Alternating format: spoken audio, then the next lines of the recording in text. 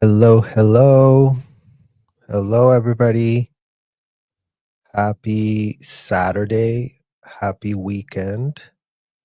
I hope that everyone had time to celebrate love yesterday, St. Valentine's Day. Um, and welcome to another episode of What in the Literal Living Hell. I think that's what we're starting to call this series, you guys, because not to vary the lead, thank you for all the newcomers that have been sending messages and asking questions, and we're directing you guys all here to the live. Hello, hippie chick. Hello, Jody. Hi, Ann. Good to see you guys. Hello, Amanda.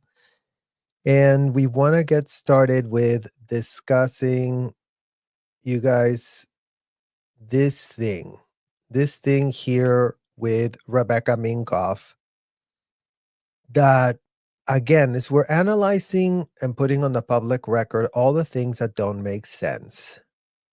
Here we found this very interesting video that was put out where the headlines, and I believe I spoke with a couple of sources that indicated that this type of headline that you guys see here, did Rebecca Minkoff's Roni disaster actually boost, all capital letters, her brand?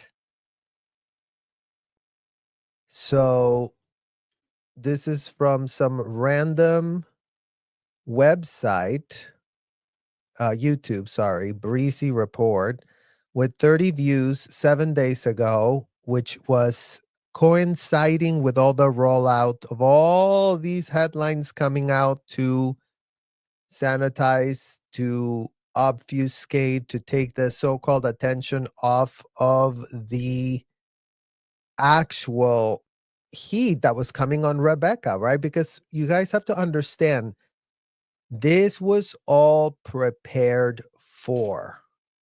That's what has not been clocked. Like everything that is being seen right now, every single action that Rebecca's taking is because, and for all of you that don't know how the Housewives franchise works, it all is pre-recorded. It all is, everyone is, so they're always catching up to when things get released, right? So, for example, when the Rebecca prank, so-called prank, Operation Leaky Pigeon, right? Because like that's what's actually been clocked to be. When Rebecca put on her little OSA op with the group, that flapped in real time. And what I'm saying flap is that's a word that they use in Scientology to say, oh, something became a crisis, something became a problem. Scientology is monitoring its image 24/7, 365. And we've actually watched Rebecca several times throughout this season show you that she is under some sort of undue influence, you guys. You see her going like, for example, when she goes to Puerto Rico, she's so pressed to have her own room because she's sort of like, oh my God, you have no idea. I'm dealing with so much. But what is so much that you really are dealing with, Rebecca? Because we know that a successful woman in your position, multimillionaire with multi-million dollar houses everywhere, like, is your life really that difficult? Like, if you took the whole entire Scientology equation out, would you be as stressed? Would you have been able to answer every question? Would you have been able to actually be transparent and be yourself? Like, really kind of check on that part, because that's the part that really is becoming obvious here, you guys. And this pitch, I mean, you guys, it's an AI bot with all stock images. And I really have to check with you guys what you are hearing from this, because this is what I think we kind of stumbled upon here, is how this is being spun inside of the Scientology hotels. how Scientologists are being told about this. Because remember, that's what Scientology gets pressed about this, you guys. Like, they're like, oh, the headlines are bad for the housewives. Rebecca's getting dragged. Rebecca got kicked out. Rebecca got humiliated. Rebecca made us look bad because she couldn't answer the questions. She wasn't a good advocate. All she ever said was whatever regurgitated talking points Scientology told her to say. She was clocked for that. Never mind that she was literally, you know what? Every time you answered anything, you were answering in a narrative, talking point, pre-rehearsed, preconditioned, pre-approved. This is how you pitch it. This is how you sanitize yourself. I mean, again, you guys, like, I don't think it could be overstated the blunder of what Rebecca stepped into, because again, she put herself in the reality show where your private life comes apart. And this time, Rebecca, you put your private life there. This is called you volunteered. This is called you were looking to get something out of it, right? As you have already said on the public record that you were like there to get your brand out for your client person that you really felt was the watcher of these this reality show, you guys. And again, this problem comes from Rebecca robotically, moronically going, what does Hubbard say? Oh, outflow equals inflow. So this equates, I go on the Real Housewives and people see me there, and that outflow will equal income for me. Will sell bags, will sell my brand, will be free promotion. It won't cost me anything, but it costs you your credibility, Rebecca, because you are out there now making public statements, making false public statements, not fully contextualizing what you're being asked about. That's the problem. Do you see what I'm saying? Like, when Aaron tries to bridge the subject with you, and you've been clocked for this all over the comments, you guys, on Reddit, on TikTok, on all the social medias. It's like people say, like, Rebecca was actually being handled with kids' gloves. Like, these women confront each other. That is the nature of this reality show. In case, Rebecca, you watched that season, like you said, at the very last minute, you binged the last 6 episodes or whatever of the last season just before you made the decision you were going to get into this.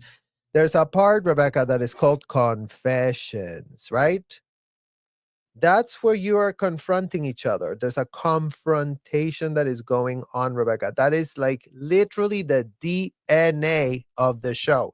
In case you didn't notice, it's all of you guys always doing activities together. Sometimes you know, do different things here, but then you know what the common thread that threads all of you is those confessionals. Now, in your confessionals, Rebecca, well, it was not giving transparent. It was not giving, it was giving rehearsed talking points from your cult. And Rebecca, we know what they're telling you. That's why we can clock you like this. That's why we can be so certain.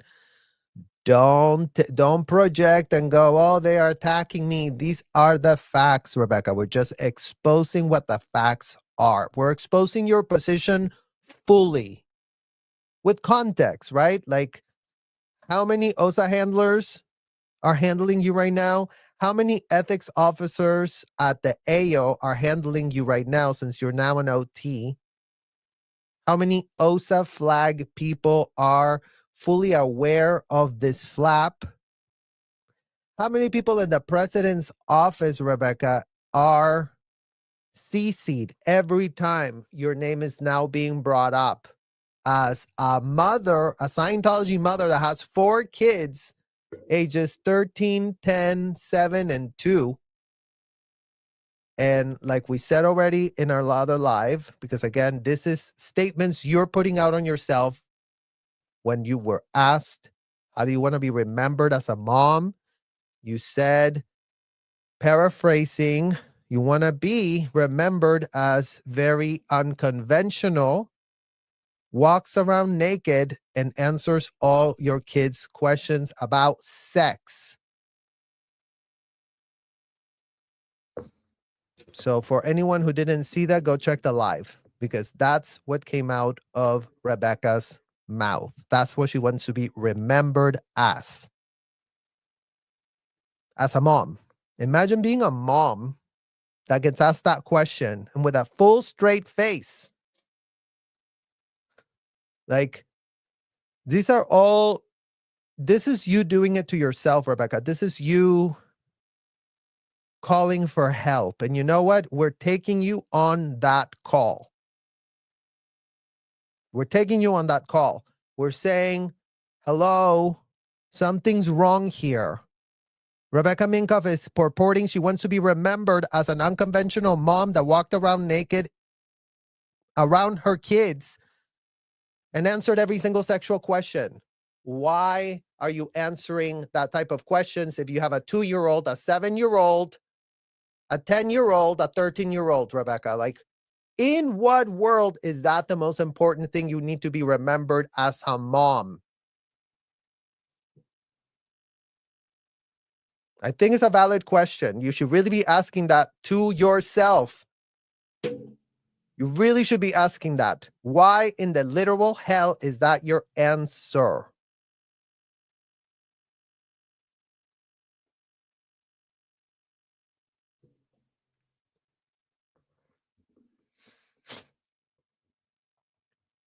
Like, yeah, exactly. Why is that your focus, Rebecca? I mean, because I've told you guys, as we've told you here, as we have advocated for the kids being in clear and present danger. Scientology parents are being fed rhetoric, contaminated rhetoric. They didn't come up with these ideas on their own. Rebecca didn't wake up one day and decided it'd be a great idea to treat my kids as if they were miniature adults. That's an idea that has been spoon-fed to Rebecca. That's an idea that has been modeled by her mom, Sue Minkoff, and David Minkoff. So credit when credit is due. Who normalized this for Rebecca? In the comments, who normalized all of this for Rebecca? Stu Minkoff, David Minkoff. Rebecca's parents modeled it, right? We caught her saying that she had the most idyllic, quote, idyllic childhood, says Rebecca, of her Scientology childhood. Never mind that she then contradicts herself because she said she was really pressed when at 10 years old, she was moved from San Diego to Florida. She didn't want to be in Florida, and we get you, Rebecca. We saw you arrive at that hotel. We saw you moping around the Fort Harrison Hotel. You looked extremely sad. I did wonder at the time, gee, what's wrong with her? Because your 2 brothers were all chirper and were all about the running and everything, and you always seemed sort of like in your own corner and not talking. And now it makes sense that you hated going from San Diego to Florida, because we all hated it, Rebecca. I mean, we hated landing at Flag is the worst place that a child could fucking land. And if y'all still don't see it, you know what? Can't help you there. Can't help you there. Yeah, they need this check.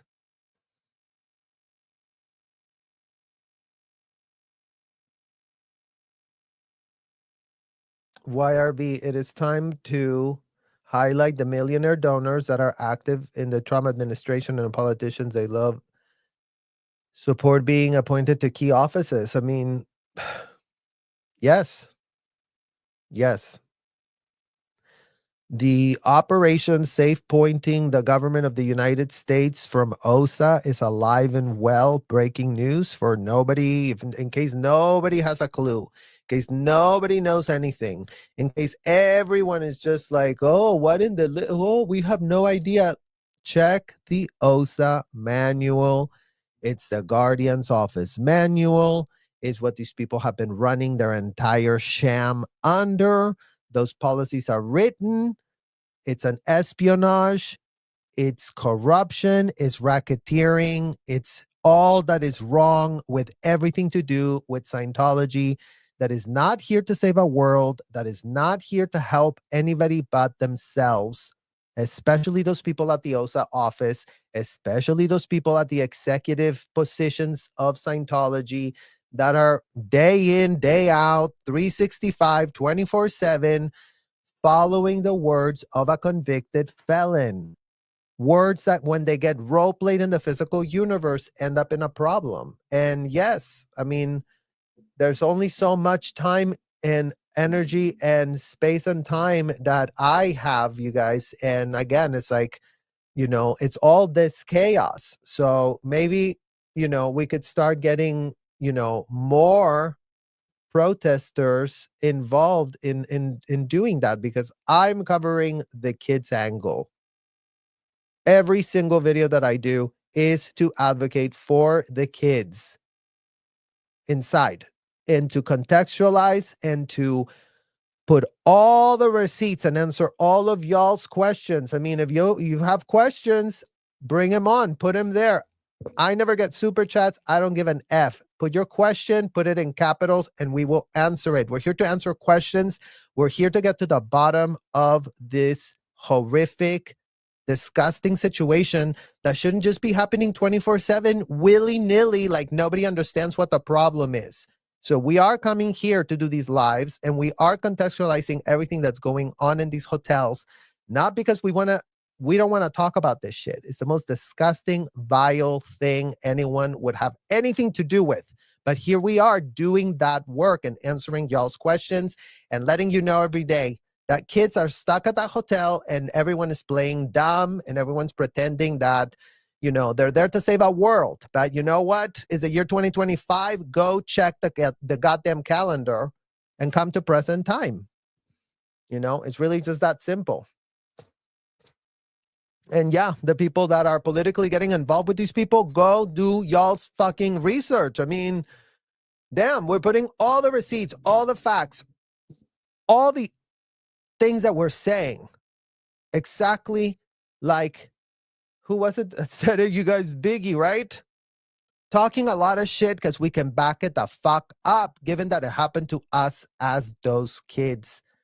That they expected us to forget about everything. They expected us to just roll over and end up as roadkill, which we did. It's taken us decades to climb up, and we will never get anywhere because our entire childhood was literally abolished, destroyed, smeared, pissed on.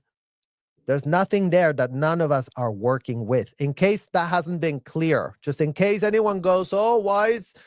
Yeah, it's the lack of press for me. What the problem is.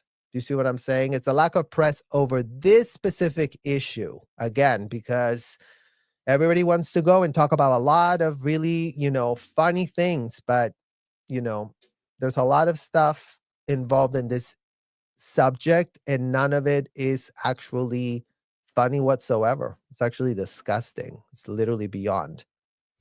So that's why we're talking about the kids, and that's why we're staying on Rebecca Minkoff, because she's a Bravo, New York, Roni housewife. Like, she's put so much on the public record that contextualizes what Scientology mothers say, do for their kids. And that has not been understood by y'all. That has not been understood by... How many documentaries do you want to watch to not find zero about this? How many articles from whatever corporate whitewashing sanitizing, laundering the image, working hand in hand with Scientology, with all the PR publicists, the best of the best, the top of the top, all rubbing elbows with Scientology, currying favors for each other, so that, yes, Rebecca Minkoff has already been featured in the New York Times, you guys. What is anyone pressed about? Rebecca, I mean, in what world did you think you're going to have, an article in the New York Times? You're going to become a Roni housewife, and then what? Your life was not going to be a public situation to scrutinize? That's what we're talking about here. But I think like this part of the house, we're not here to discuss tea and let's really discuss and Rebecca and the tea. We don't give an F about any goddamn tea. But we can learn a lot in this community, all of you that are joining us every day on these lives, to denounce that kids are still stuck in there with no one giving an F. Denounce that there's a mom on public TV that's already said extreme things on the public record that should be, raising eyebrows, quite frankly. Raising goddamn eyebrows. But that's the point that never gets covered because everybody's like jumping off a million directions, you guys. And that's what they want. They want you to jump in a million directions. There's a problem in Scientology. It's called kids cannot consent to be stuck inside of that hotel. I don't give an F that Rebecca thinks is great. I don't give an F that my mother thinks is great. I don't give an F that Sue Minkoff thought that this was great. We have breaking news to all of you women. It's not great. And your kids were always at risk thanks to your stupid ass decisions. Thanks to you all being so cloned out of your mind to have normalized the most indefensible shit that anyone can think of. So yes, we're serving you the facts. Yes, you're not going to like them. Yes, this is not going to be everyone feel great and wonderful. That is what in the F you all have been doing that has kept you so blind and dumb and stupid and in the place that you're in full time every day. Is the fact that everyone's on a fake positive vibes only. You know what? The vibes aren't going to be positive or great or wonderful. You are all abusing kids on a full-time basis, 24/7, 365. That's not good. Digest that, Scientology parents, as a collective. And yes, Rebecca, right now you represent the mothers. The Scientology mothers, you are that Scientology mother. You are that one that outsources to babysitters, that is doing everything else but being there for your kids. Your own kids have denounced that of you. What did you get written on Mother's Day? Oh, yeah. Your child's telling you that, my mom just likes to work a lot. Gee, I wonder how much time they're really having with you, Rebecca, because you're out there chasing clout nonstop so that Scientology thinks you're great. Maybe just focus on your family. Maybe Scientology's already taken your brother, Max Minkoff, who's still stuck at the hotel, right? Maybe that should have already been enough, but apparently it wasn't for you. Maybe you're still playing a little game there with them where, you know what? Choose sides, Rebecca, because you can choose your goddamn side. And you have so far. You have so far. Choose where you are, where you're getting something out of this situation, because don't put yourself here as the victim. Like, in what world are you pitching? You worked so hard and sacrificed so much when you say you have $100 million company, because that's not making a shred of sense, Rebecca. Sacrifice is the kids that are in the Sea Org that have zero money to their name and their entire formative years erased. That's a sacrifice. They get nothing out of it. Nothing. Zero. Minus zero, right? They just get exploited, Rebecca. Turns out that's called coercive control. Turns out coercive control is illegal as fuck, Rebecca. So, you know what? Talk to your publicist. You're out in the real world, Rebecca. In what world can you not figure it the fuck out? In what world are you surrounded in an echo chamber of idiots that just tell you what you want to hear? That's not what you're going to be told by the people that give a fuck about you. You should be rescuing your brother. I would be helping you to rescue your brother. You should be denouncing all audits of all kids immediately now, Rebecca. You don't have to wait for another year. You don't have to wait for another lifetime. You can denounce what's wrong in that building today. It doesn't cost you anything. It's going to cost you your integrity to stand up for what it is that you already know it is. It's that simple. You already know it is. Whatever cockamamie story you're telling yourself, oh, I didn't know. I thought it was going to be great and wonderful. You know what? Double check. You're smart enough to double check. You're smart enough to make $100 million company. You're smart enough to figure out that kids cannot consent to Scientology, that everything that your mom and your dad, Sue and David Minkoff, put you up to was disgusting, indefensible, and God willing, you're not doing it to your kids, Rebecca. God willing. That's all I pray, because they're very, very young and they should not be exposed to Scientology courses, ethics handlings, rhetoric. Tell them that, they don't deserve anything because they haven't produced, and they're not worth anything if they don't just produce, and everything is just commodifying their existence, Rebecca. You know what? That didn't work out great for any kid that grew up in Scientology. In case you're too tone deaf to get that through your skull, in case that you really want to say that you really had it so great. I mean, some of us would think you do, Rebecca, because you definitely played that little privilege card very, very well for you. And yes, you climbed up to the top, but look at what it's cost you. I mean, some of us argue that you are in a way more effed up situation than any of us would ever even want to be in. We don't wish where you are on our worst enemy, Rebecca. You've literally put your whole bed there, and you're like sleeping with the enemy, becoming a NOSA plant, purporting that you have all this thing going on, being a female founder, going out there and recruiting and doing your little seminars to really, teach you this and teach you that. But you know what? What are you really teaching?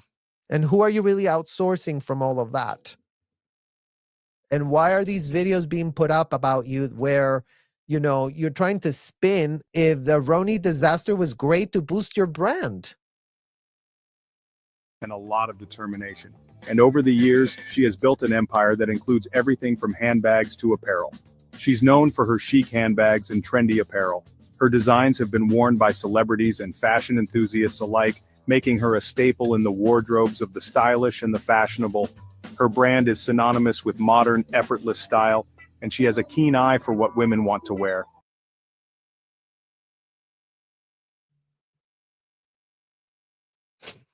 I told you guys, seriously, this is literal, North Korea propaganda. Wait, what? Why is this even coming out? Why is this being released? Never mind that no one's watching it, you guys. My problem's not that people are watching it or falling for it. My problem is why is it being produced? Who's producing this? And what are they gaining out of this? SEO headlines, just muddy the waters of public opinion, put out some stuff. Well, maybe Rebecca's thing, it really worked out. And isn't she so smart? I mean, Rebecca, if you want to tell yourself that going into that Bravo TV show where your performance was abysmal, and again, you know what? If it was just you and your bags and your stuff and you as a mom, you know what? You would have done fine. You would have done great. But it's the Scientology part, Rebecca, that really showed colors. And you're out there defending it, and you cannot see yourself because you're in that echo chamber where you think that your answers are normal. I mean, imagine that y'all don't evolve. It's the year 2025, Rebecca. That whole bullshit talking point that, oh, it's a religion because it's an applied religious philosophy. And let me just talk around in circles, because if I just insult the intelligence of everyone in the room, no one's going to catch me. And that's like giving you took a dump and everyone can smell it on you, So go change. Literally clean. Literally, this is an emergency. Like, seriously, like, take the note.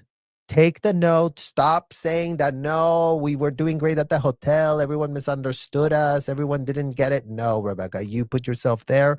Everyone saw it. Everyone saw it. It's all over TikTok. It's all over all these people that are commenting on you. Go check the comments. I mean, if you have any doubts or reservations, go literally check the comments. We don't have enough time to check the comments for you and react to this, North Korea propaganda piece and everything, but that would be a great start.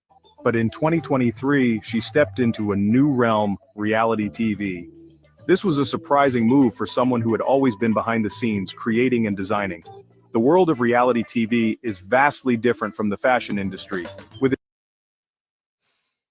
Do you see how she's being set up to lose, you guys? I mean, this is pretty crazy. Like, she's literally now being treated as if she's some infantile child that does not know that she signed up to be on the Real Housewives. And she told everyone that she was sure that as long as she got on front of the camera, she was going to see sales materialize. Because you know what?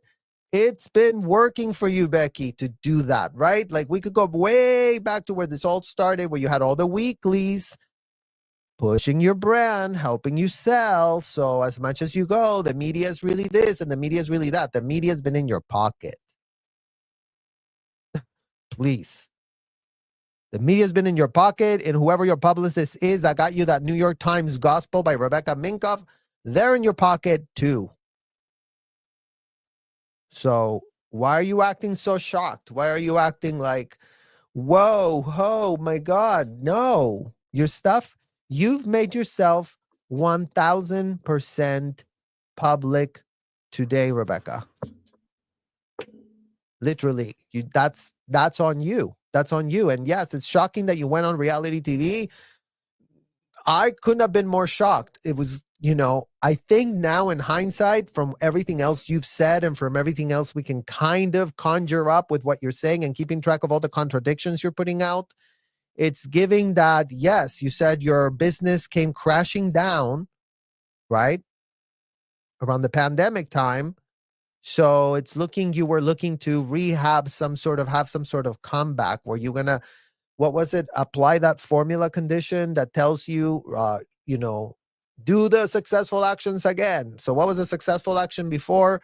Get myself on all the weeklies, payola, and get my name just out there ad nauseum and get all these celebrities to go, oh yeah, my bag. Never mind that you're in Scientology. Never mind that your father is who he is. Never mind that your family has donated how much money to this thing. Never mind that you know of how many kids are exposed to this as we speak, Rebecca. Like, everybody that grew up with me and then some, because you know what? I've been checked out of that disgusting place. Thankfully, since I left New York, I've not really ever come back to Flag, Rebecca. You'd be happy to know that. So yeah, for some of us, this is the past. For some of us, we couldn't be more disgusted to ever have had our entire formative years stolen. I mean, in case you didn't get that, Rebecca, that's what's being denounced. Kids shouldn't have their entire formative years stolen. To serve, to be your maids, to be your supervisors, to be your ethics officers, to be your CSs, your core supervisors, all those disgusting posts that no child should be doing, Rebecca. I mean, that would be great for you and your publicist to also start typing, why are kids doing those jobs? That's the Scientology question you cannot answer with a straight face. Well, that's the question we need answered, Rebecca. And since you're so great with David and everyone else there at the hotel, go demand answers. And all of you start typing that. Start typing it. Start making it make sense. Because that's on y'all to start making it make sense. Now that we're not kids, now that we're adults in adult bodies having a full developed brain and knowing that if you give us this bullshit that, oh, it was all so great and therapeutic, you can go F yourself. Nothing that was done without our consent was ever therapeutic. So check on that complete and utter gaslighting lie you've all been telling yourselves that anything at that hotel was therapeutic for a child. I don't give an F about the adults. If it was therapeutic for you, I don't give an F. Miss me with your experience. not in on it. Couldn't give an F what you did after 21. Literally, don't care. Don't make it our problem. We're talking about all the kids below that age.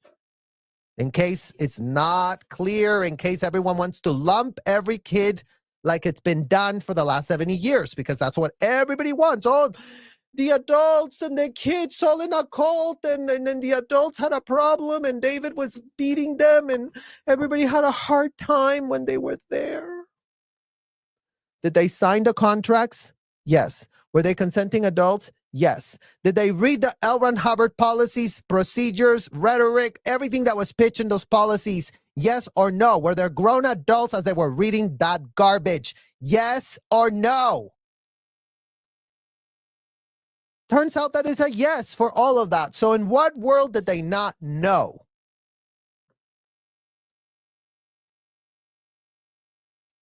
So for all of you that want to go, oh, but they're in a cult, they don't know. They know. They know.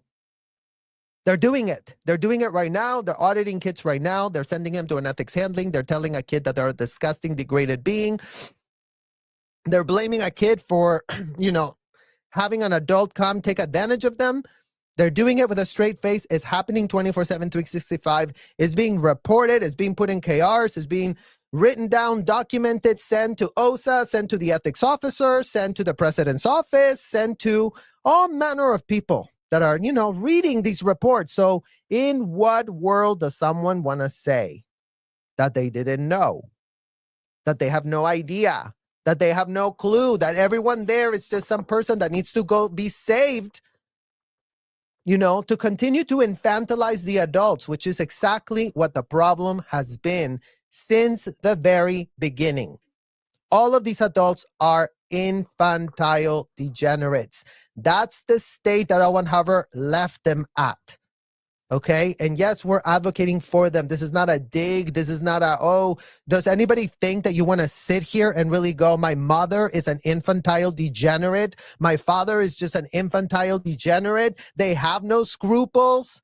They have no critical thinking skills. They have no common sense. It was ripped out of them and it was replaced with this garbage from a convicted felon. Really put yourself in our shoes. Is that what you really think, that's what we went through, having no childhood, getting effed over by everyone, starting from our parents, starting right there. No child in Scientology was effed over more by anyone else than your own goddamn parents that normalized everything.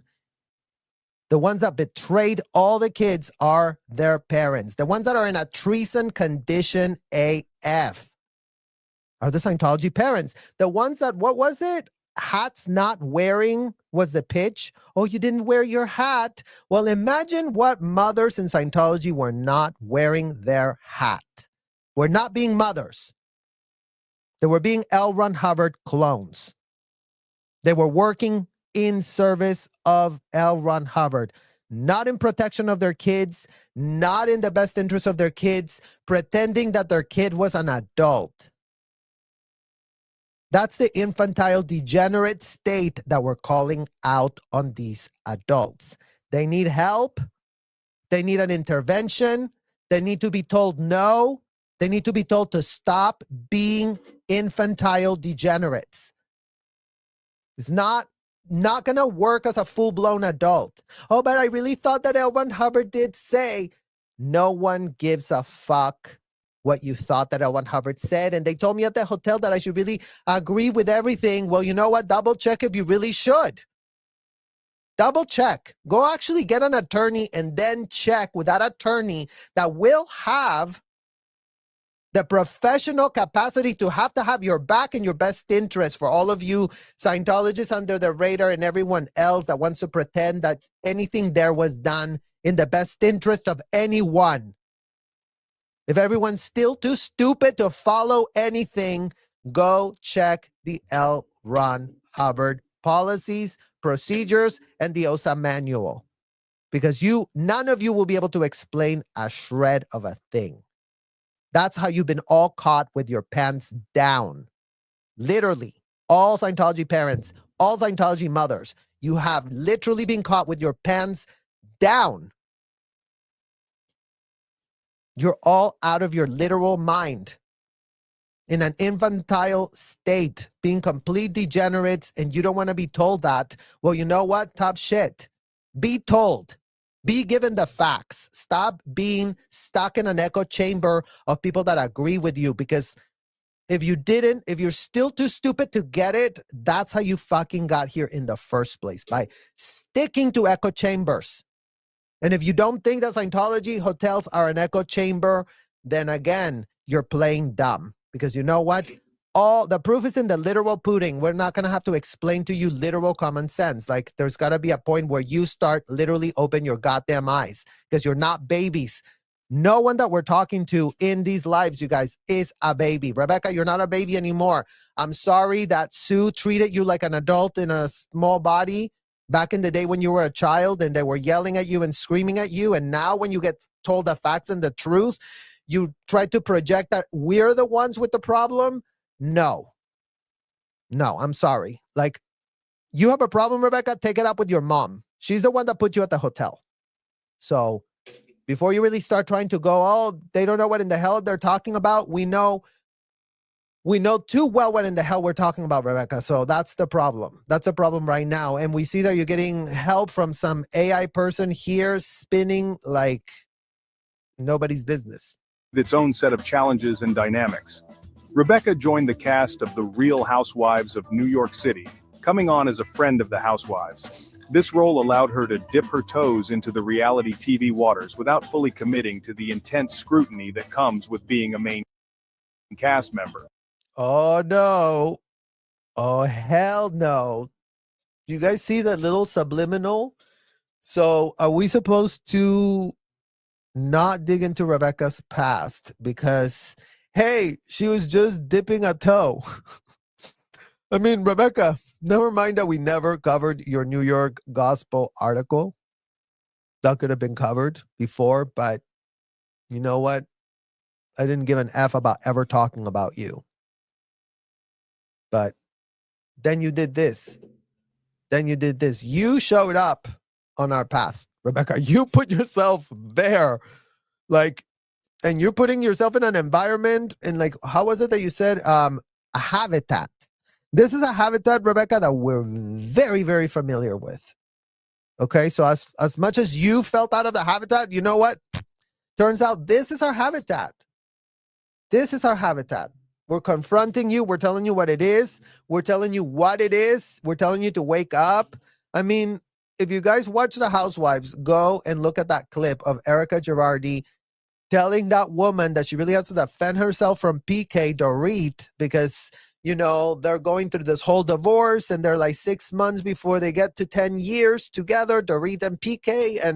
And you know, these housewives are telling Dorit the facts. Like, you've got to defend yourself. Like, this man is like gonna try and weasel his way out of this by way of like circumventing the last 6 months that we weren't together, so I don't have to split everything anymore. And you know, he's like trying to weasel his way out, and she's being advised and given the facts, but Rebecca apparently just was stepping a toe. And here with this AI video, we're supposed to get the subliminal that, you know, she didn't want to really know if she wanted to get to that much of a public scrutiny. Too little, too late, Rebecca. That's what this is giving. Too little, too late. It was a strategic move that allowed her to maintain her primary focus on her fashion brand while exploring new opportunities. This means she wasn't a full-time cast member, but she quickly became embroiled in the drama. Reality TV thrives on conflict and personal stories. Do you guys see? Like, this is, I swear to God, there's like, I can just imagine a world where the Fort Harrison Hotel, you're going through all the lobbies, and this is going on, you guys, 24/7 inside there, because that's what they do there. They have something on their TV screens. They have flat screens everywhere. Remember, they love their flat screens TVs. Like, you have no idea how many flat screens TVs you're gonna find inside a hotel of Scientology. Well, this is the type of garbage that's probably being played. So for anyone that had a problem with Rebecca being at the Housewives, oh no, you know, she just got embroiled in the drama, and she was just like, I was just here to be a friend, and really focus on my fashion brand. Girl. And Rebecca found herself navigating the complex relationships and high-stakes situations that are a hallmark of the genre. Ew. And it's like it's all this third person that I'm like, I find it so sickening, you guys. And Rebecca was really navigating the hallmark. Shut the F up. Rebecca did terrible. Tell her she did terrible. Help her. Give her the right feedback. Her presence added a new dimension to the show, bringing in viewers who were curious to see how a fashion icon would handle the drama.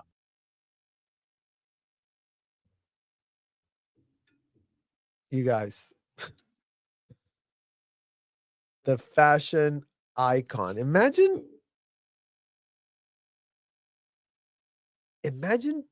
being behind saying that about you.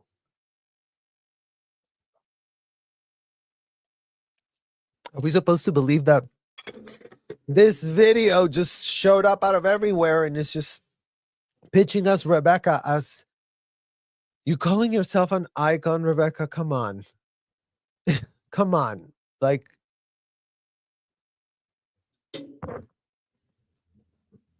Rebecca's time on the show was short-lived. She only stayed for one season. Despite her brief stint, she left a lasting impression. Oh, she left a very lasting impression. That's right. Including Rebecca, which is like now we're fully attributing the pigeons to you.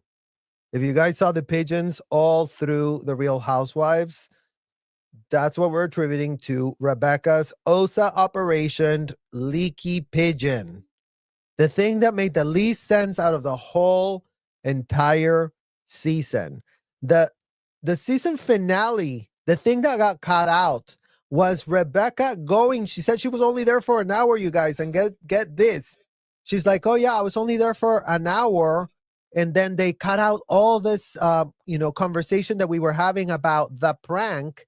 Never mind that she calls it a prank sometimes. And then she's like, oh, I hated that it was called a prank because it wasn't a prank. It was, again, this is the part where nobody gets why Rebecca seems to be so like looking like a confused pigeon in the middle of New York, you guys, because this was technology of L. Ron Hubbard that she was deploying on the group. We already cited the policy. We already literally that 3 lives ago. So again, just like how much of this is them trying to pretend they're just living among us and they're all just so normal and relatable because they're just like any of us. Her departure was met with mixed reactions from fans, some of whom were disappointed to see her go, while others felt she had made the right decision to return to her fashion roots. And see, this is how, again, this is a Scientology pitch, because you see how they just kind of like, some fans were disappointed to see her go, and then some thought it was great that she was going to go back to her fashion roots. So what was the negative? What was the negative? Was there any negative? Oh no. This is the propaganda they put inside of the hotel. You guys, this is how easy they cover their tracks. They just play this on and on and on at the Fort Harrison Hotel all day long. Like wherever you go, they're like playing this. You're at the restaurant and they're playing, and then Rebecca Minkoff and the Real Housewives, you guys. And it's such a, crazy genre. And yeah, it's called No More Scientologists Will Ever Land Themselves in any reality shows ever going forward. Like, this was y'all's last opportunity to ever see a Scientologist be part of reality TV. After this flap, after Rebecca did what she did, after Rebecca couldn't answer any questions, after they saw the massive failure, how this all just backfired on them, this calls for a full-blown cancellation. They're now going to have to like really get into the weeds of what any celebrity is about to do as the next project, because Celebrity Center's president's office is on rice and beans as we speak. Rebecca's handlers are all on rice and beans, you guys. I mean, as much as Rebecca's getting the heat, realize that all her handlers are getting heat right now. Like, don't think this is just being pegged and blamed on Rebecca. Her auditor is getting blamed for missing her withholds, for her creating this problem. So she was probably already sent to be retrained. And if she was missing withholds, she'd be at the RPF right now. So it's that serious. Like, anyone that was in her vicinity, whoever last audited her needs to be checked out. Whoever last gave her an ethics handling needs to be checked out. Whoever her handlers at the president's office needs to be investigated and asked. So what did you know about the housewives? And what did Rebecca tell you was going to happen? And how did you fail to prepare Rebecca to really talk about these things so that she wouldn't get caught lying or, caught literally talking the talking points we're giving her at the hotel? Like, it was just so easy to see. It was so clear to see that part. And I think that's what, people are almost like shocked about this. However, her impact was undeniable. She brought a sense of authenticity and sophistication to the show, which resonated. Oh my God, Rebecca, really? This is an insight into Rebecca's echo chamber. Oh no, you brought sophistication to it. Imagine watching the season finale of Roni season 15. There's been no other finale that has ever ended like that in the history of this franchise, you guys. There has not been. It's never happened. Nobody's been left hanging out to dry the way she was, the way she put herself in that position. Because again, Rebecca is thinking that she can, she's always used to being in rooms where she really is in control, where she is being echo chambered, where she is always at the top of the pyramid. That's the problem. Like, this is not her habitat. Like, if she's not at the top yelling, barking, controlling others, she cannot perform. In a group of equals, Rebecca cannot perform because she cannot be transparent. Anytime she gets asked about it, she will act out press because, just like they say in Scientology, they're missing her withhold. Rebecca cannot talk about what happens in Scientology. Rebecca cannot say what they do to the kids. Rebecca cannot share any of that information with any of them. So imagine that she was asked all these softball questions, and even that she had a problem with. Like, there was no way. I didn't like your tone. I didn't like your thing. You had an agenda. It was all this projection. Everything was a problem. She was a victim and everything was a problem. And all you were being asked to do, Rebecca, was answer some questions. How are you Jewish and a Scientologist? Like, those two things contradict each other. And your answer about how Jewish is your religion, but this is your applied philosophy when things are going wrong in your life. I mean, again, it's like, how do you expect to be taken seriously when that's how you're explaining things? I mean, that's how you really should be asking yourself. Like, how are you really expecting others and you acting like, whoever's not falling on your bandwagon because no one else is in a cult, Rebecca. I mean, last time we checked, Bravo was comprised of a huge audience of, women invested in scrutiny. Because again, in case you didn't know, the Housewives was all about scrutiny. Resonated with many viewers. Her ability to stay true to herself, even in the face of reality TV's often exaggerated scenarios, was refreshing and commendable. Commendable. Jesus Christ, you guys. We won't let nothing go. Commendable. Damn, these AI models from OSA are really churning out the cult propaganda. Imagine that is so easy for them. So, okay, Rebecca. So apparently you going to the Housewives, not answering anyone's questions, saying that you putting a fake rumor, telling everyone that you checked with your husband before you even concocted this prank rumor, Operation Osa Leaky Pigeon, whatever in the hell you want to call that you were doing. We don't know. We're just calling what we're trying to interpret it is, okay? So don't get pressed because we're interpreting what we see. I mean, it looks crazy AF. The fact that you said, you even call your parents, I believe you said. So your parents were in on it, that you were going to say that you and Gavin were in an open relationship and you had a wild night. And then you ended up having like, you know what, with a stranger. And then you ended up testing positive. I mean, that came out of you. That came out of you, Rebecca. Like, no one made that up. And then you're like, let me really spread this like disgusting, like, I don't think in the history of the housewives something more disgusting has been said. So you came out with like the most disgusting rumor, but this was all commendable. I mean, according to AI, commendable, great, wonderful, sophistication. I mean, sophistication, open relationship that you get pregnant and you don't know who your BD is. That's not giving sophistication. That's giving crass. That's giving Glutz PR. That's giving disgusting. Like, it's giving nothing makes sense. She brought her fashion sense to the show, of course, showcasing her impeccable style in every episode. Her outfits were always on point, and she often used the platform to highlight her latest designs. This not only kept her brand in the spotlight, but also inspired viewers to embrace their own sense of style. Well, I hope all of you are very inspired by Rebecca. I mean, damn, I had no idea that I had been that inspired. Apparently. But she also brought a refreshing honesty and vulnerability. I mean, Rebecca, you brought a lot of things to that show. Vulnerability and honesty. Again, this is what your echo chamber is telling you. So now, do you guys see why this is important to show you? Because this is what Rebecca's echo chamber tells her. World where appearances are often everything, Rebecca wasn't afraid to show her true self.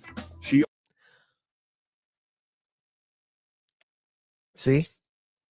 Rebecca, the OT that she is, the highly done so much Scientology, you have no idea, that has zero self-awareness, but a lot of certificates on her wall.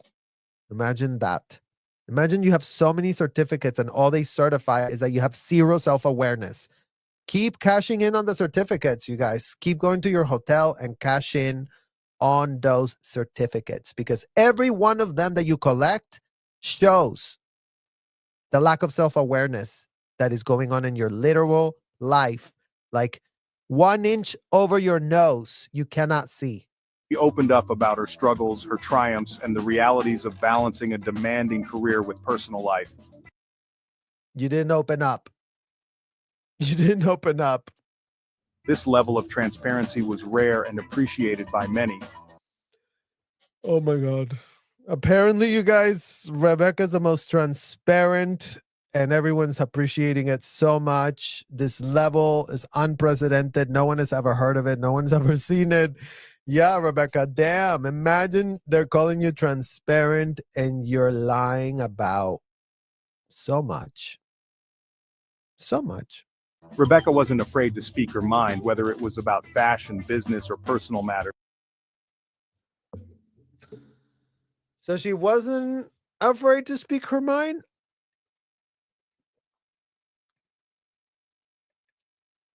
Because remember, Rebecca, how you're kind of out there pitching how you're just like the peacekeeper. Like you, why would you have to speak your mind if you're just all the peacekeeper there? Her candidness was a breath of fresh air in a genre that often relies on scripted drama. She stood her ground and expressed her opinions with confidence and grace. Okay, you guys. So again, this is how they brainwash their industry plants. This is what they tell them. You were so graceful. You were so wonderful. You were so great. You did everything great. Everything is great. Everything is wonderful. Keep going. Have no self-awareness. That's going to really work out great for you. And she wasn't afraid to show her emotions. Whether she was laughing, crying, or passionately discussing an issue, Rebecca's emotional honesty made her relatable And endearing. Oh my God, you guys. I mean, I'm telling you, like, you really have to, like, it's important to see what they do to them. It's important to see what they tell them. It's important to see how they program them. Because in case nobody understood the assignment, this is going to call for people to be deprogrammed. They're being programmed with lies, programmed with being told that they're great, that they're wonderful, that they're, and again, not based in any facts. They're just being told this to control, manipulate them, still cling on to the idea that, well, Rebecca was our hope for planetary clearing, you guys. How are we going to get to the female founders if Rebecca's not out there, trying to purport she's this great, amazing person that you can only get AI to make a video this dishonest. endearing. Her time on reality TV may have been brief, but it showcased a different side of her, one that fans and viewers won't soon forget. Oh yeah, we're not forgetting this. We're not forgetting this, Rebecca. Like, you really have made Roni unforgettable. Like, there's no going back. There's no going back. Like, season 15 of Roni, you came through. You delivered. You did that. You put yourself in that pothole. You went there because you were blinded by your own book, right? Fearless, Rebecca. I mean, start connecting that dot right there. Fearless, right? Oh yeah, really go and take the risk. Well, this was a risk you should have never taken, Rebecca. You should have actually, you talk about following your intuition in the book. You're not following when it comes to the hotels. Your intuition is gone there. And it's also giving that whenever you got involved in this, you were not typed into your intuition whatsoever. It's giving you were counting on your little Operation OSA leaky pigeon to turn the entire cast on your so-called leaky pigeon that you found through your technology of the convicted felon. And imagine that, that shit was working back in 65, Rebecca, but in 2025, damn, like, no, that's not going to work. That's not going to work. Not outside of your habitat, like you said. One of the most talked about moments from Rebecca's time on Roni was a prank gone wrong. It was a moment that was meant to be lighthearted and humorous.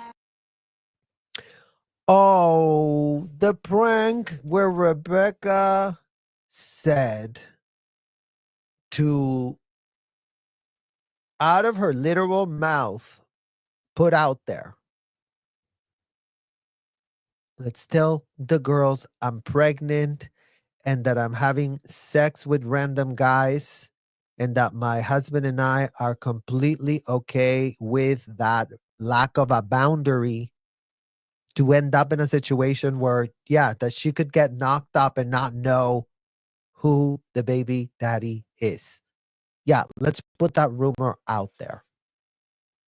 And that was pitched as lighthearted. I mean, again, you guys think about it. Lighthearted. Oh yeah, ha ha ha. I mean, ha ha ha. But ended up causing a lot of controversy and backlash. Yeah, no shit.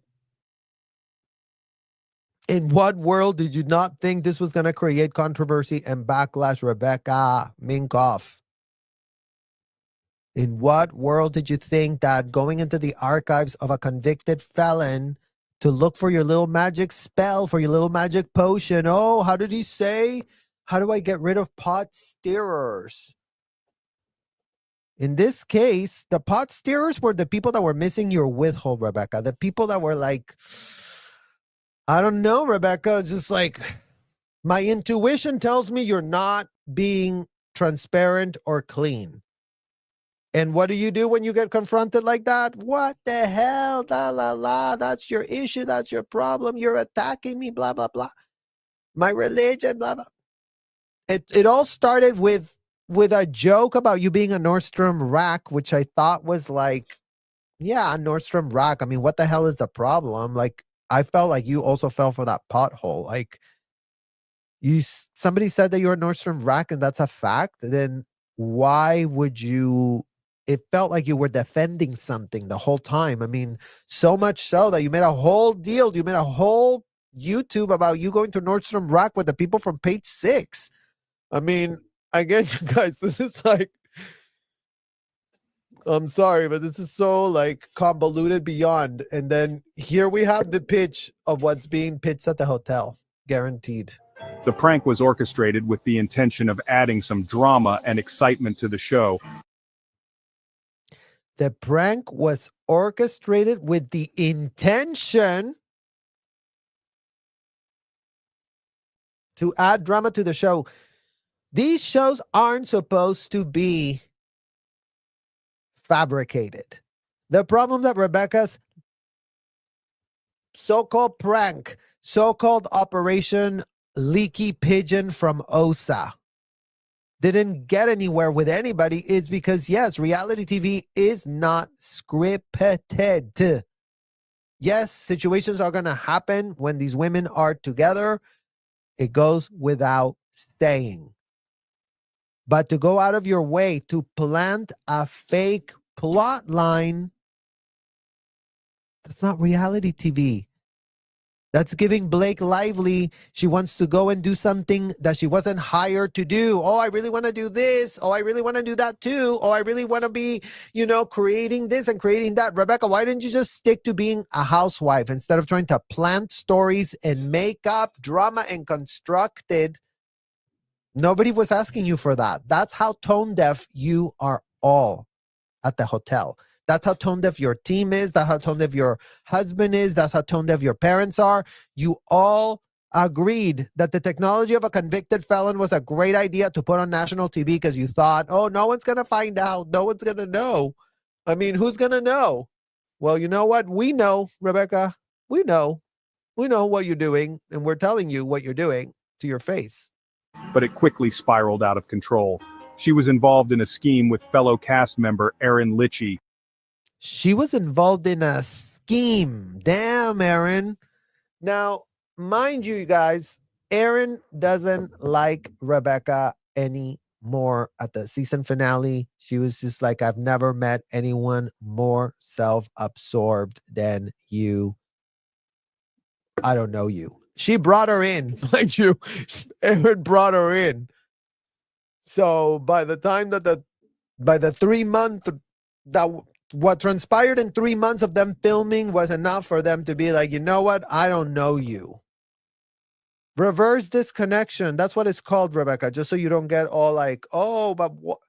It's called reverse disconnection. It's called you've been clocked and people don't want to have anything to do with you based on what they saw, based on what was on the videos, based on now you or your team or OSA or Magic AI that just released this, like, I mean, literally eye stock. I mean, this is not high production at all, Rebecca. Your crisis management team, if they're putting videos like this, I mean, no wonder Erin doesn't want to have anything to do with you. You're saying that she is part of the scheme. Did you take her to OSA? Did you bring Erin and said, hey, Erin, I have a great idea for a prank? Just kidding, an OSA op that I can get you to become part of in a scheme. Let me lend you in onto the scheme because it's giving, you're making now. So you're involved in a lighthearted joke and prank, but Erin Litchie is involved in a scheme. Interesting how that works, huh? Interesting how your cult handlers work, Rebecca. They always figure out a way to make you the victim. You're just so victimized. The two had planned the prank together, thinking it would be a funny and harmless way to stir the pot. Harmless way. And the two of them planted it together. Who came up with the idea, Rebecca? Who came up with it? They had no idea that it would lead to such a strong reaction from both their fellow cast members and the viewers at home. Yeah, it's called having zero self-awareness. It's called scheming and scamming to achieve something that Rebecca Minkoff was really thinking she was gonna get the entire cast. That's how it works at the hotel, you guys. That's why Rebecca was like, what? Why my little L. Ron Hubbard spell, my Hogwarts spell from L. Ron Hubbard didn't work here. Abracadabra, leaky pigeon, operation. I'm having sex and I don't know who the baby daddy is. Isn't this funny? Isn't this lighthearted? Isn't this great? Isn't this wonderful? And then what? Everybody was just supposed to go, oh my God, hilarious. I've never heard anything more hilarious, Rebecca. Like, you really should be like quitting fashion and go to stand-up comedy right away. The prank involved pretending that Erin was pregnant. They thought it would be a So here's where you put the misinformation out for yourself. See, Rebecca? See? Oh, you thought you were going to get away with that one. No. It wasn't the prank that Erin was pregnant. You were pregnant, Rebecca. You just threw Erin here now under the bus too, right? Because like, as long as you start putting some whisper campaigns out there, OSA style whisper campaign, this is what it is, you guys. So this is the whisper campaign video that Scientology really thinks is going to really like, never mind that it's got like 0 likes, 0 comments.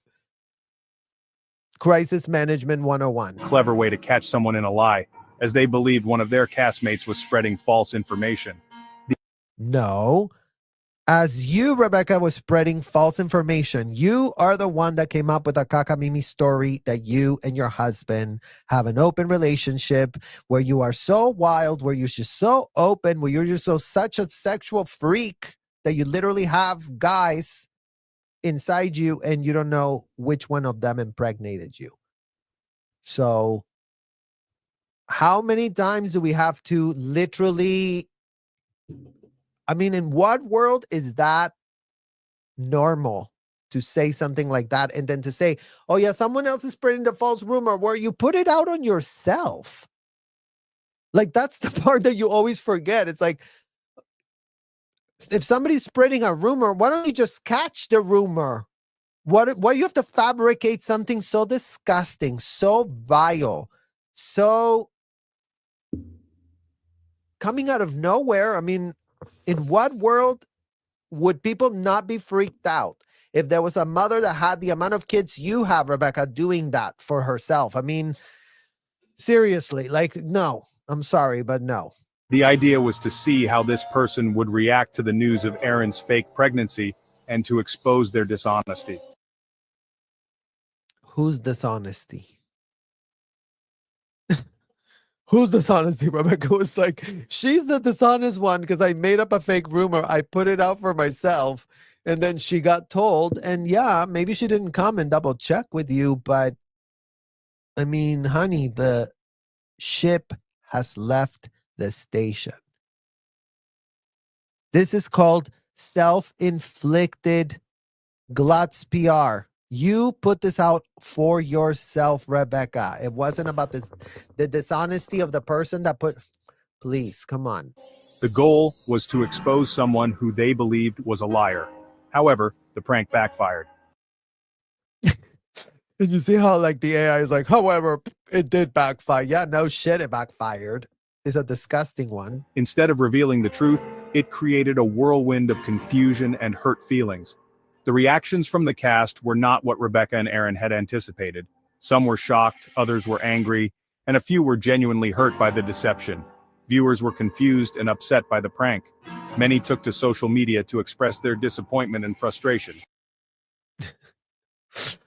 You see how they're all frustrated? Yeah. This is the big flop, you guys. This is the big dump that Rebecca took on the Real Housewives of New York. Imagine they made the whole show around pigeons.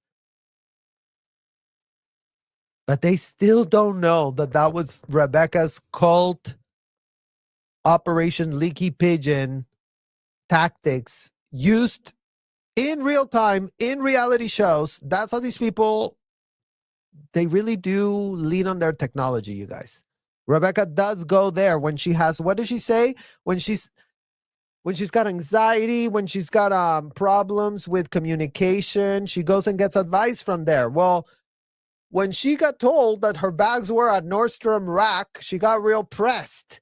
And she went, this person, I really need to like get the whole group to turn against her. Let me steer the pot and let me peg her as the one that stirs the rumors by coming up with your kakamimi disgusting story that you did put out. They felt that the prank was in poor taste and that it crossed a line. See, Rebecca, you cross boundaries, you cross lines. This is what they just threw you under the bus, in case you didn't notice. The backlash was immediate and intense, with many fans of the show voicing their disapproval. Many felt it was insensitive, especially to those who have struggled with infertility.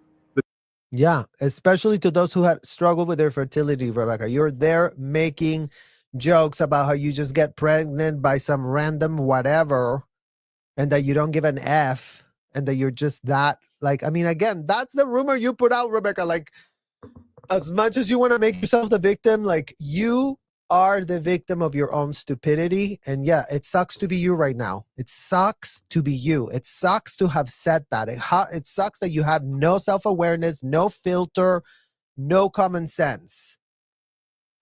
But you said that about yourself. Like, you were saying that about yourself. You put it out there. You checked with your mother and your husband and everyone. You told them, you brought them in on the joke. And all of you in Scientology thought it was really funny and great and wonderful that the technology of Hubbard was going to be deployed on national TV. But apparently the cast was not that impressed. The topic of pregnancy is a sensitive one for many people, and the prank was seen as making light of a serious and often painful issue. Yeah. And imagine that despite when all of this happened, Rebecca, then you go, oh yeah, and I also struggled with it. You have 4 kids. Maybe you struggled, but you have 4 kids. We're talking about people that never even, women that don't even get a chance, not even get the hope, not even get the possibility. They're lucky if they just have a miracle child, one, Rebecca. That's the type of struggle we're talking about again, because you tried to make it about yourself again in this thing of you lumping in yourself of like, oh, I'm just like one of y'all, you guys. No, you're not.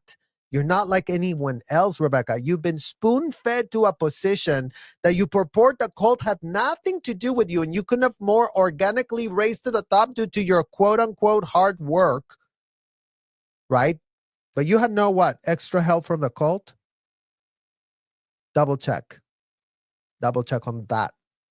Help and push and Jenna Offman and let me hook you up and let's really push you out there. You had plenty of help from the cult, something that no one else has, Rebecca. So how did you magically become Rebecca Minkoff? Because you've been getting helped from the cult. Don't say you haven't. Don't say you haven't. You've been helped. You have a whole entire staff of volunteers that are helping you, that you get for yourself to be helping you with communication strategies and with all this garbage that you did here. You did this all aided and abetted, being given the worst advice anyone could ever give. But that's the type of advice that you get in a cult, Rebecca. I mean, in what world did you think OSA was going to have good advice with you when they have no idea of anything? They couldn't be more clueless. They couldn't be more degenerate, stuck in the 60s, because L. Ron Hubbard did say to use these policies. The Sea Org members have an excuse to be that stupid, Rebecca, but you've been a New Yorker for 25 years. How do you spend 25 years? Imagine the level of cognitive dissonance, disassociation to be living in Manhattan, the most cosmopolitan, advanced, fashion city in the whole wide world, and you still haven't cognited that you're in a cult. You have still not cognited that, you know, your actions, your female founder collective, whoever you've been sending to Scientology from there, if you have, we're not saying you have, we don't have anyone contacting us just yet, but we'll let you know as soon as we hear from anybody. This added another layer of controversy to the situation. as viewers felt that the show had been insensitive to those who have experienced infertility or pregnancy loss. Rebecca faced criticism for her role in the prank. She was accused of being thoughtless and insensitive, and the backlash affected her both personally and professionally. Personally and professionally, you guys. I mean, it did. It did. When you have a brand that is literally built with your name on it, you build it like that. That's literally what you did to build it. And then you do a reality show where you're showing yourself, where everything you're doing is a reflection of your brand. And don't pretend that that's not what you were there to do, Rebecca. You told us already in the helicopter scene. You were so clear. I am here for my brand. I'm going to get it out there. I'm going to put it out there. That's what you were saying. That's what you said specifically. You specifically said that about this. So the repercussions of this will have a big problem on your brand, and the whole thing about how it's boosting your brand. The incident became a major talking point, with many questioning her judgment and her ability to understand the impact of her actions. She later apologized, admitting that the prank was in poor taste and regretting any hurt it caused. Well, that's where you double speak, Rebecca, because you did apologize when the backlash happened, and then you did get interviewed by Page Six, and then you did tell everyone that you were pissed that it was being called a prank. Because you doubled down and said that it was to find the person that really was steering the pot, and you never took accountability for the fact that you put this Glutz PR spin on a rumor that was fake, and then you were trying to catch someone spreading a rumor when you were putting it out. Who was the originator of that rumor, Rebecca? How stupid can you be to be like, I'm going to find out who puts out rumors, and then it's you putting the rumors out there. So if you're putting the rumors out, don't come here and say that you really don't know what the rumors are, literally. In her apology, Rebecca expressed her deep regret and took full responsibility for her actions. She acknowledged that the prank was a mistake and that she had learned a valuable lesson about the importance of being sensitive to others' experiences and feelings. That would have been a great lesson for you to have learned when you were a child, Rebecca. You're not a child today. That's one of those lessons you should be learning as a child. Not as a woman on a reality show on a national television platform that spells out what's going on in these women's lives. I mean, I'm sorry. How did you not understand this assignment that you were getting yourself into? Her apology was a step towards making amends. Who's got their bingo card with them? Who has their bingo card with them?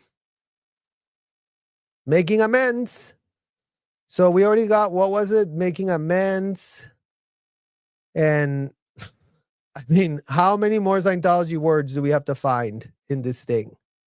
So here's proof that Rebecca is on an amends project, because she was told to apologize. Oh no, you're going to have to apologize for being insensitive. You're going to have to tell them that you learned a lesson. Never mind that then she backpedals on all of that when she gets a chance to speak to Page Six. But the incident remained a significant and controversial moment in her time on RHONY. Rebecca Minkoff is a practicing Scientologist. This fact was known before she joined RHONY. However, her religion didn't become a major storyline on the show. Some view. Oh no, we utterly disagree with that.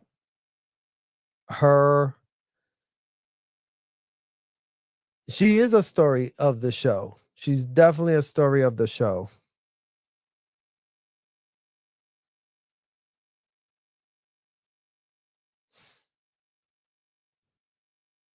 Viewers were curious about how her faith would be portrayed, but it was largely kept separate from the drama.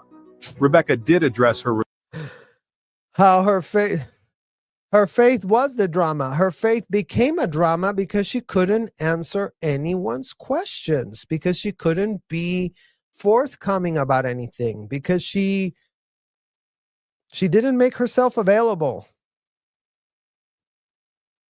I mean, deal with that fact, Rebecca. Like, deal with the fact that you didn't come across relatable when you cannot relate because you throw a temper tantrum if people don't just fall for your curated talking points that Andy Cohen told you had been spewing out. It's giving that you were doing that. Religion during the season 15 reunion. She defended Scientology against being labeled a cult and expressed frustration with attacks on her personal beliefs. Ding, ding, ding, the word cult, trying to undo that black PR. She defended it against being called a cult. I mean, and she was under a lot of pressure there, you guys. Again, this is something her handlers are going to be watching and are going to be giving her, and she didn't come across good, and she didn't handle it right, and she didn't say it in the way that Scientology ended up looking better. She failed. She failed. And Scientology knows that. Scientology knows that. Scientology was given this on a full-blown platter. She reiterated that her faith is a private matter. Well, we reiterate that you decided to become a Roni housewife. So let's reiterate that for the people in the back that don't know what a Roni housewife is. You don't get to become a Roni housewife, Rebecca, and then decide that this is a private matter. It doesn't work that way.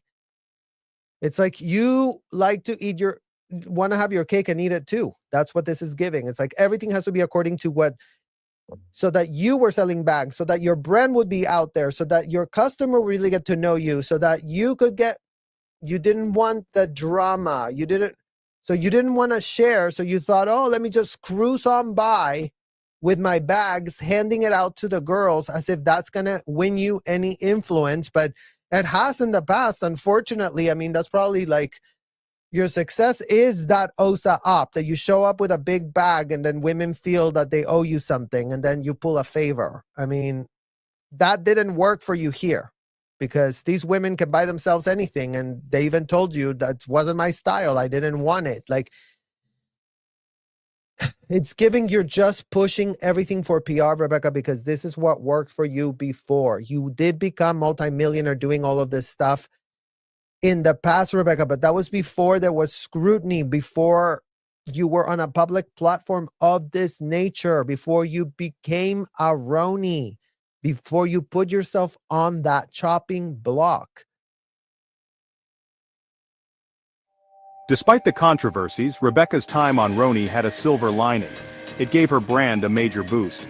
The exposure she received from being on such a widely watched show was invaluable. It wasn't just about the drama or the personal stories that unfolded on screen.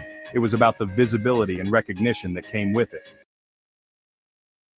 Okay, so we're really supposed to really think that Rebecca, who had arguably one of the most chaotic storylines, and again, it's from your own friction, Rebecca. Like, as much as you wanted to make this all about the other girls and they were coming for me and this and that, it's like because everybody knew you didn't want to talk about it from the very beginning. And you acted like you were entitled to that. Like you just said, here, my privacy, my privacy. You're in a group of friends that's being video recorded for a show where privacy is not a concern. I'm sorry that no one got you that memo. I mean, in what world did you not get that memo watching the last season and everything else? Like, that's the part where it's like, what didn't you get? Suddenly, Rebecca Minkoff was a name that was being talked about in households that had never heard of her before. Oh yeah, that girl that is a Scientologist that says it really helped her but can't really tell us how. I'm sure a lot of households are going like, yeah, I can't wait to buy a bag like that. I mean, come on. This kind of publicity is something that many brands spend millions trying to achieve. Oh, hell no. No brand wanted to achieve glutz PR for themselves for the designer. There was a mystique about you before, Rebecca. There was a mysteriousness that you spoiled as you put yourself there on public TV to be scrutinized in this way. For you to not be able to hold your own with those women. It was evident for you to be called out for the Scientologist that you are, opportunistic, social climbing. Let me really put myself out there so everyone wants to be like you. Nobody wants to be like you. Nobody wants to be you. It sucks to be you. Why would people want to be you if it sucks to be you? If it sucks to actually have your life, Rebecca, because again, as much as you try to really pretend and disassociate yourself that you have this great, amazing life, you have a bunch of handlers in your life. Something we wouldn't wish on our worst enemy. So before you really go and tell everyone what wonderful, great life you have, if you want to be like Rebecca, full of handlers that have no boundaries, that can literally tell her whatever they want to tell her. Rebecca, you created the worst flap. This is Glutz PR. Now you are giving, YouTubers all this ammunition to speak about Scientology when before there wouldn't have been a way to talk about it because there's no public record or person being made themselves available to be scrutinized in this fashion. You guys, this is a very specific level of scrutiny that she's getting right now, right this moment.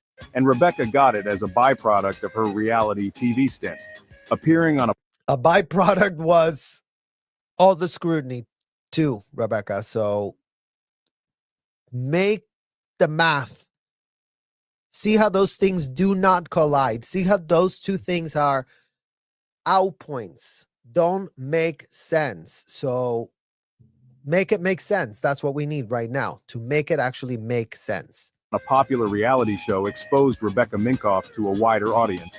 The reach of reality TV is immense, and it brought her fashion line into the spotlight in a way that traditional advertising might not have. Yeah, it's called, with traditional advertising, you are controlling the narrative. It's called, you are paying to control the narrative. And that's how you got yourself to the point that you got to, right? Payola. You paid to be in magazines. You paid to be in billboards. You paid to be featured in places. You paid to look like you're being endorsed by all of these things. But then come to find out, Rebecca, then when people get to meet you, you take the mystery away. You can't answer anything about Scientology, and you come across weird, shelled, shocked that you're being asked questions that you should have been able to easily answer if you didn't have anything to hide.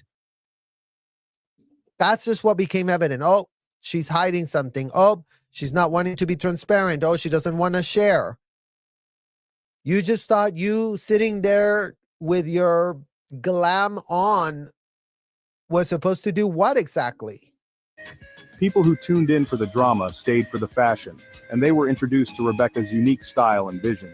This newfound attention translated into increased interest and sales for her brand. Okay, so give it up to Rebecca, you guys, that it's made so much money. Like, I guess this is the first Glutz PR that works in verse, right? So all other Glutz PR usually tank people's public persona and perception. But in Rebecca's delusional state, all the things that happen to her are great, wonderful, amazing. Everything is great. Everything is wonderful. People are really checking out everything and selling everything because they're just like, I just want to be like Rebecca. Like, I can't wait to be like her. People who may not have known about her fashion line were suddenly paying attention. They were curious about the designer behind the scenes, the creative mind responsible for the stunning pieces they saw on the show.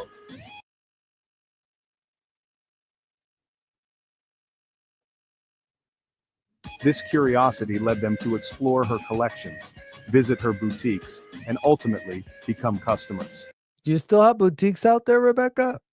Are your physical stores still open? Was your 70% reduction of income into your business, does it mean that you still have boutiques? Because that would be great to find out. I don't think the boutique in Los Angeles survived any of this. What happened to the one in New York? The show acted as a catalyst, driving traffic to her stores and her website. Glad to know you guys. So I guess the moral of the story is Glutz PR equals website sales. Got it. The show also humanized Rebecca. Rebecca, the show did not humanize you. Whoever's telling you that it did, I'm sorry. They really don't like you. They really hate you. If they're telling you that the show humanized you, Rebecca, they are hating you. The show did not humanize you. You came across weird. You came across like something was going on. It was giving Miss Withhold. It was giving Miss Withhold. Viewers got to see her in a different light, not just as a successful designer, but as a person with a life outside of fashion. We definitely got to see you in another light, a light that probably should not have been shined on you. You should have kept your mystery. You should have kept where you were before you started doing this. Like, this was not it. This was not it. They saw her juggling her career with her personal life, dealing with the same challenges and joys that many of them faced. This relatability made her more endearing to the audience.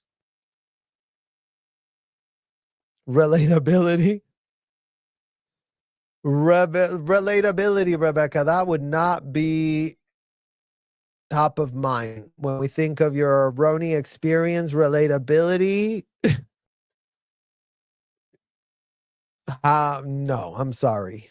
Again, these people are lying to you. They don't like you. They hate you. Whoever's telling you this hates you. Viewers saw her as more than just a designer. They saw her as a wife, a mother, and a friend. This multi-dimensional portrayal helped to build a deeper connection with her audience. They felt like they knew her, and this personal connection made them more loyal to her brand. It wasn't Loyal, because that's what you really want, Rebecca. I mean, you guys, when I told you that Scientology is using Rebecca as an extension, as a recruitment arm of themselves, here you go. Rebecca's looking for loyal customers, loyal, really gonna want to be like Rebecca as soon as I can. I would argue, Rebecca, that all that money, you know how they really go, oh, really check where your money's going when you pay to fashion. Well, money that's going to Rebecca from women going, oh, I really need to buy this Rebecca Minkoff bag. Where do you think those donations end up, Rebecca? Because how much money have you donated out of your, little stint here? We know Scientology wants a cut of that. So how many millions of the $100 million of your company ended up in Scientology? Because that's how much America has funded what happens to kids inside of the hotels, because you're an extension of those hotels and you are in the public eye telling people that, you had an idyllic childhood there and that they're so great and wonderful to you that you have no idea. So make that make sense. Make that entire circle actually tie up. It wasn't just about the clothes anymore. It was about supporting someone they admired and felt a connection to. This made How are people supposed to admire you, Rebecca? Really? What was admirable that you did in that show? Honestly, it's an honest question. What was admirable? made her more relatable, and it made her brand more appealing. Fans who saw her on the show were more likely to support her brand because they felt a personal connection to her. They wanted to be a part of her journey, to share in her successes and support her through her challenges.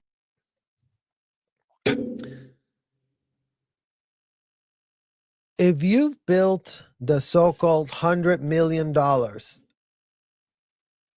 why are you suppressed to have people follow your journey and your success and all of this, Rebecca? I mean, which one is it with you? Are you a success, a roaring success that everyone should be really like paying attention, grabbing notes and hearing what in the hell you're saying to do, including being fearless, including what we would argue tanked your own brand by being fearless, by putting yourself in a position where you shouldn't have ever been, by people telling you that you're great and wonderful and you couldn't have been great or more wonderful or useful for the brand. And meanwhile, what came out of this show, Rebecca, is not good news for you or your family, as your dad is facing a civil lawsuit about, Lisa McPherson II, literally. This kind of loyalty is invaluable for any brand, and it helped to solidify Rebecca Minkoff's place in the fashion industry. Solidify? I thought you had 20 years in there. In what world did you need Roni to solidify? Roni didn't solidify. Roni, if anything, eroded your credibility in public, Rebecca. You're contradicting yourself a million times. You're acting pressed. You are acting infantile. You cannot hold a conversation with any of these women. You got baited by being told that you were a Nordstrom rack, even though you were a Nordstrom rack. So you were baited by the facts. The facts made you get pressed and made you go, I really need to do an OSA up here. Operation Leaky Pigeon. I mean, come on. At the end of the season, Rebecca announced she wouldn't be returning to Roni. She shared the news on Instagram. She thanked her fans for their support, and she said she was excited to focus on other projects. Because you crafted an entire campaign, Rebecca. You had this already brewing for how long? When did your Scientology handlers realize that everything you were doing was going to actually backfire, become the biggest glutz PR Scientology's ever literally shown to people, has been comfortable to show to people? Because usually Scientologists don't end up on reality TV shows, you guys. But in the case of, privileged Rebecca, she somehow managed to wiggle her way in there. Usually that would have been disapproved. So it would be really interesting to find out if the president's office of Celebrity Center is not on the RPF right now for having allowed Rebecca to go into this and have this disaster. Rebecca's departure wasn't a huge surprise. She had been vocal about the challenges of being on reality TV. She found it stressful, and she didn't always love the way she was portrayed. It wasn't how you were portrayed, Rebecca. You did the portraying.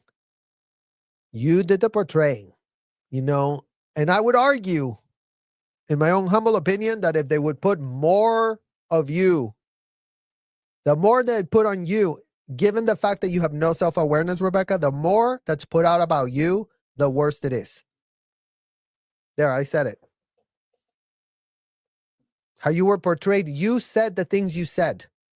You couldn't answer any questions about Scientology because all you did was regurgitate all talking points from the 1965s. Back in the day when no one knew what Scientology was, no one had a clue, no one had nothing, everyone could play dumb on a full-time basis.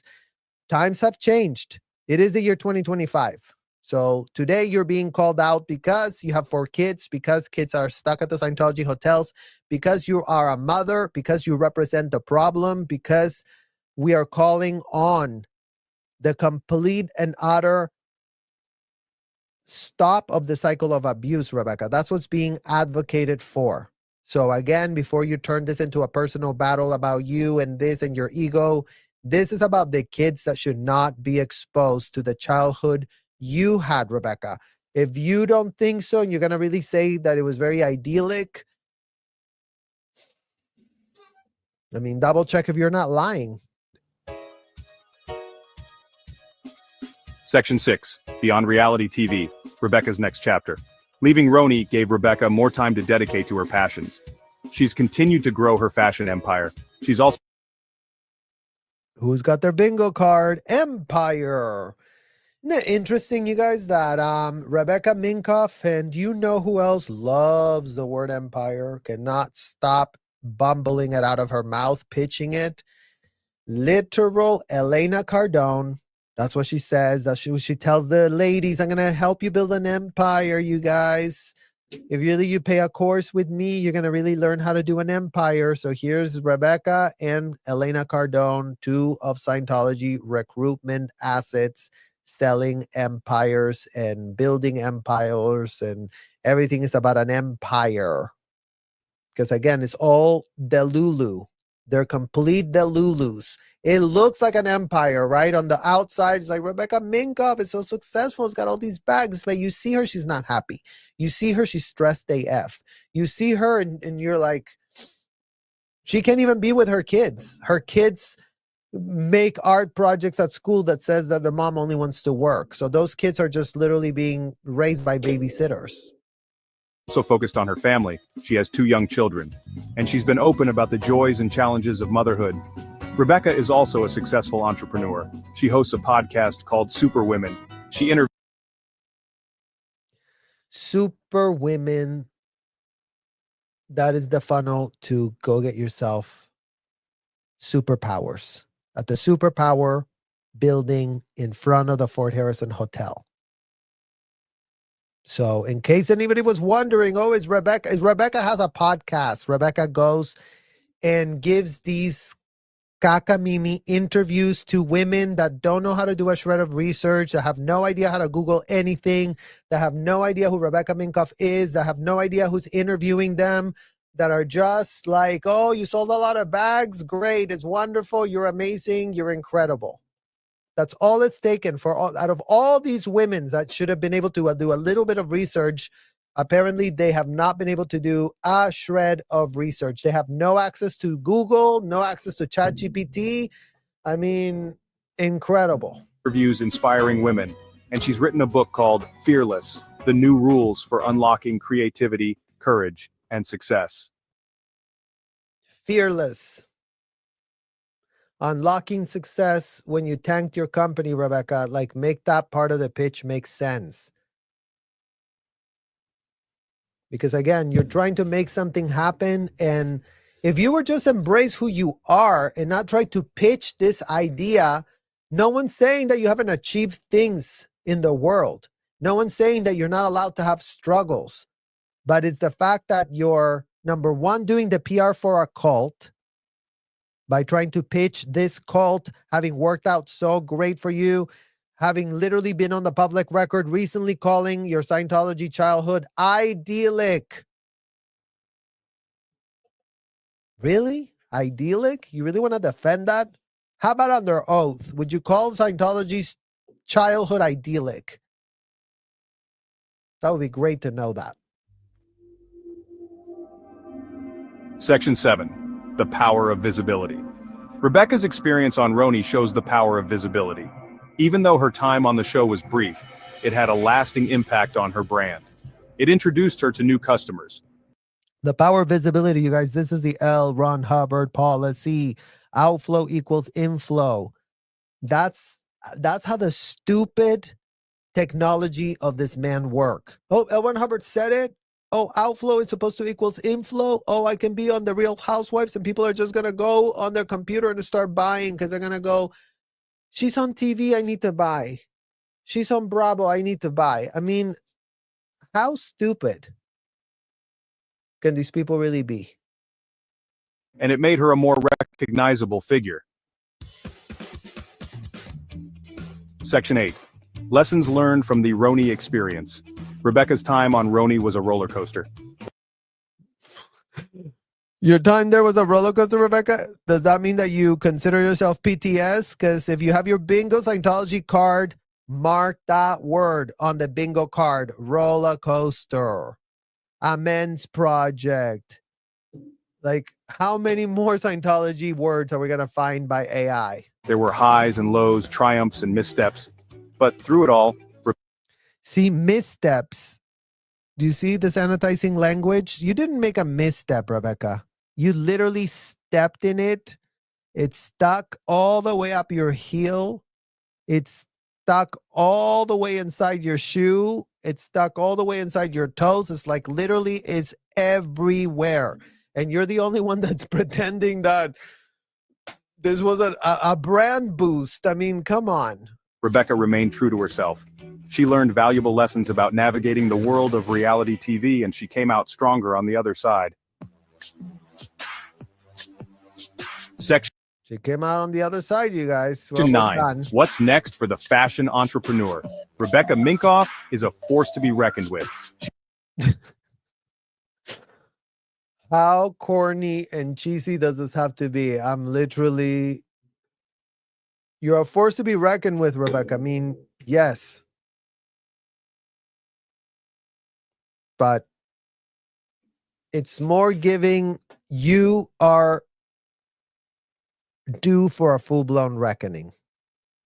So I'm glad that you literally just said that you Yes, you're full. Like, this is your reckoning right now. This should be your reckoning. Everything we said is for free. Everything we said is advice so you deprogram yourself. Everything we said is provide you with facts that no one in your team wants to tell you because they want to cradle and canoodle you for God knows what reason. But you know what? The sooner you get given the facts, the sooner you connect the dots, the better you'll be able to make decisions, Rebecca. That's something you should write about on your book. How getting the right advice and the facts served to me help me make different informed choices about the rest of my adult life. So I was not under the spell of a cult. Write that book next. She's a talented designer, a savvy businesswoman, and an inspiring role model. Great. Thank you for giving us this entire false pitch, Rebecca's team that is running the crisis management. Because again, Rebecca's had access to publicists, access to crisis managers, access to people pushing out her stuff at the weeklies, access to the press owing her favors, giving her favors, getting bags from her, and then being in her favor. We have page 6 offering to do every last sanitizing segment you can possibly think of. These are all the tools that are being used to normalize and to push and to soften the image of Scientology and what they're doing to the kids that grew up in Scientology, including you, Rebecca Minkoff, including you. So at least you guys, I wanted you to really see this video so you can see how easy it is for them to cognitively distort everything, tell themselves a full-blown cacamimi story with no critical thinking skills for themselves. They just reshape all the facts into a convenient delusion, and then they think that putting this AI video out there, which has been one of the multi-pronged strategy coming from Rebecca's crisis management team that we have run into, and that's why it's important to react to it so you can see the level of derangement we're calling out, the level of cognitive dissonance that these people are under. And it's like, it's a tragedy. It's a tragedy. Rebecca needs real friends. Rebecca needs real intervention. She needs that. She needs like the desert needs the rain. So Rebecca's never too late to leave a cult. So you know what? Literally get rid of all your handlers and run to one of these housewives and tell them everything that happened to you in the hotels. I bet you could recover your credibility if you come clean. So if you come clean, there is light at the end of the tunnel for you and your kids and every other person that would leave Scientology because of you making the right decision, because of you showing that you can leave that place, have a spine, and call out dysfunction and disgusting things. Because this situation, Rebecca, calls with responding intelligently, even to unintelligent treatment. So whatever the unintelligent treatment that's been being dished out in Scientology hotels, start figuring out how to react to that differently. I thank all of you for joining us today. Please subscribe, like the video, put your comments below, and help us continue this mission of no more kids in Scientology. The only reason we're talking about this, Rebecca, is because kids are exposed. We know that. You know that. Everybody knows that. So today would be the day that something can be done about this. Don't wait another million years. Today is the day to start making different decisions. And you're going to be scrutinized until we really can expose all the different ways that you are falling for this shit. Because hopefully, if someone can start seeing themselves through the eyes of what we're calling out, they at least can be helped, even if you refuse to get a shred of help. So thank you all that are helping us on this mission and that understand how important and how hard it is to continue to demand accountability. No more kids in Scientology because kids cannot consent. Everyone have a great Saturday night. Bye-bye.